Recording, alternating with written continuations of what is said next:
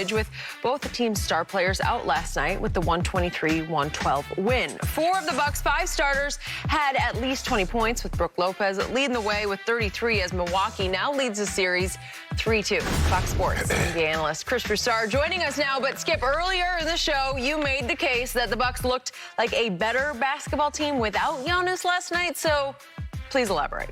I said earlier in this show, Mr. Broussard, that I thought last night the Bucks looked like a little better playoff basketball team without a guy, Giannis, whom I've never been a huge fan of. I know Chris is a fan of him. I think you sort of on and off, hot and cold.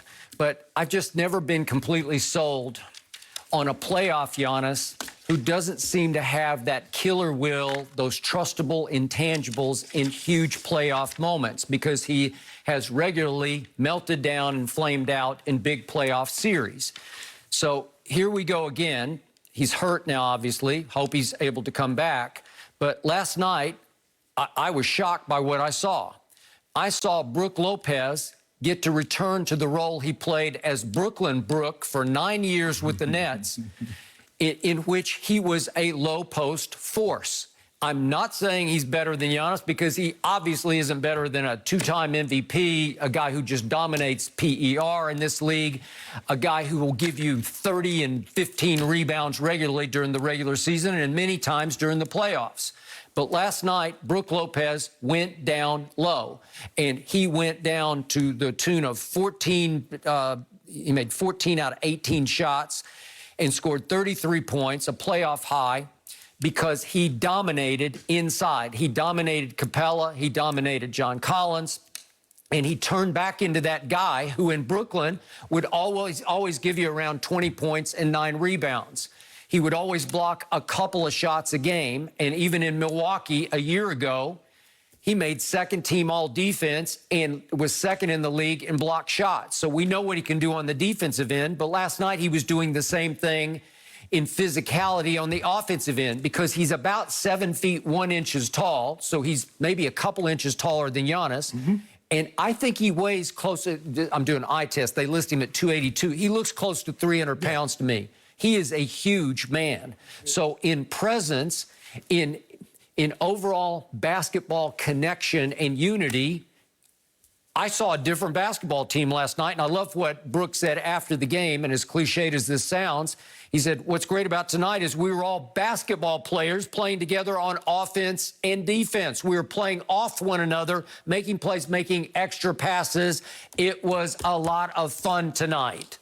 Well, I don't think they always have fun with Giannis, because as Shannon keeps bringing up, you dump it into Giannis and you let him wheel and deal and dribble, and maybe he goes left, maybe he goes right, maybe he gets to the foul line, maybe he airballs a free throw, maybe he drifts back out and shoots a 3 and airballs the 3. And my point with those airballs is they take the life out of a basketball team. They take your heart away. They take your trust away in the guy who is supposed to be your alpha, who's not really put together. He doesn't have the makeup of an alpha, a leader, a guy with killer will. So in the end, I think they're just fine with Brook Lopez returning to the role of being Brook Lopez in Brooklyn Brook. Yeah, but the thing that I was trying to convey to Skip, Chris, is that he and Giannis can't occupy the same space at the same time.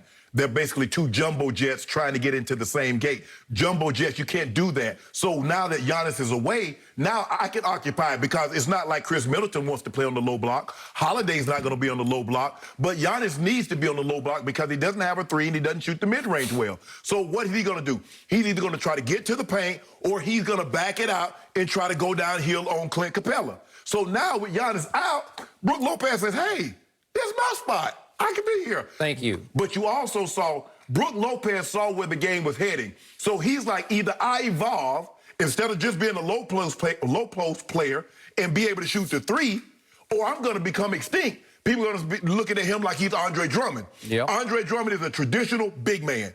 He grabs rebounds, can play on the low block. Yep. Brook Lopez, like, well, that's not where the game is trending. The game is trending that I need to branch out. Now, I'm not going to say I disagree with you, Skip, but when you look at it, the ball's going to have to move, because they don't have a guy that says, you know what, he's going to get me 30 and 15. I think Budenholzer pencils in every night. Giannis is going to give me somewhere between 28 and 32, somewhere between 10 and 15 rebounds, and somewhere between 3 and 5 assists. That's what I know I'm going to get. Well, that's gone now. So now we got to play team ball because we don't have anybody that we can pencil in. Like you've been saying all along, Chris, True Holiday and Middleton, they're good guys. But I'm not penciling them in for anything because I don't know what I'm going to get on a given night. I might get 30 from Middleton. I might get 10. I might get 25 from Holiday. I might get 11. So I can't pencil anything in. The ball moved. They didn't have anybody that's a black hole that when you give him the ball, there's not a good chance you're going to get it back. So Brook Lopez went back to Brooklyn and says, let me dominate the low block. These little small dudes can't do anything with me. And he punished them. 26 of his 33 came within in the paint. That's the recipe for success. But what did they do, Chris? As soon as they get a big lead, they start jacking up threes again, and here come Atlanta get back into the ball game.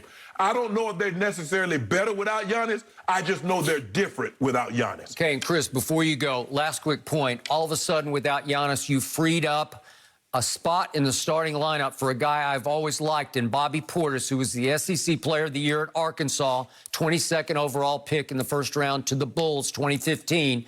He's had big games in this league. He's had 4 30-plus scoring games, 1 38-point game, because he's 6'10", 250 pounds, and he is also a load. And I liked him in the rotation in the starting lineup, being able to play 36 minutes last night. Go ahead, Chris.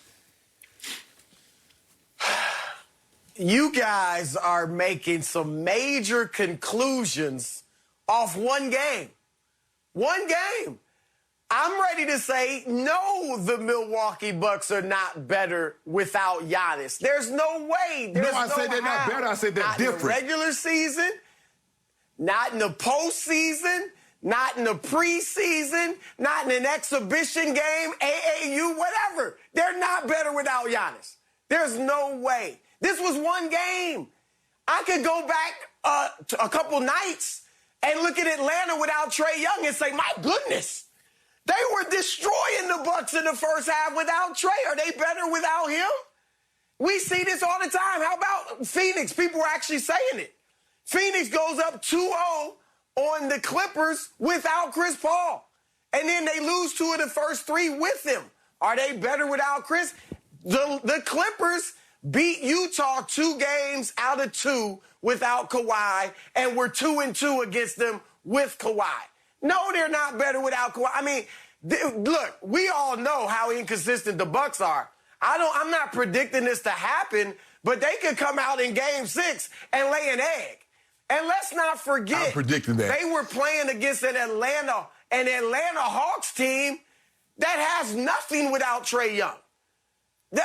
On paper, the Bucks did what they should have done to Atlanta. On paper, the Bucks have 3 guys outside of Giannis that made all-star teams. Drew Holiday, Chris Middleton, and Brook Lopez. Atlanta doesn't have anybody who has made an all-star team or is likely to make an all-star team on that roster. So you guys are right. They went and played 5-man basketball, which is more effective than building everything around one player. There's no reason they can't do more of that with Giannis.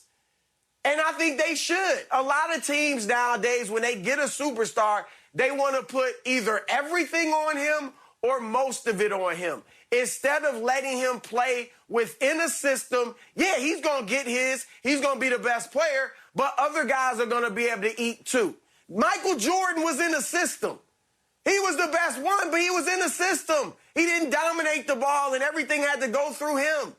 He shot a lot, but he didn't just dominate the ball and do everything. And so I just think the Bucks played more 5-man team basketball. Yes, Brook Lopez was back to himself.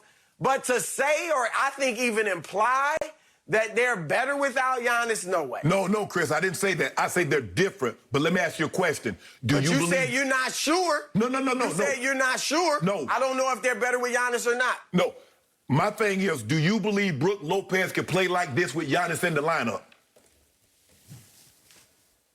When he gets his money, he had only been playing 20-something minutes a game anyway. So they can play both of them. You know, they can stagger them a little bit more. But can he play in the look today? But in the paint. Today, a lot of coaches, we talked about the analytics yesterday, dominating these coaches' thinking. They act like you can't have two guys near the paint.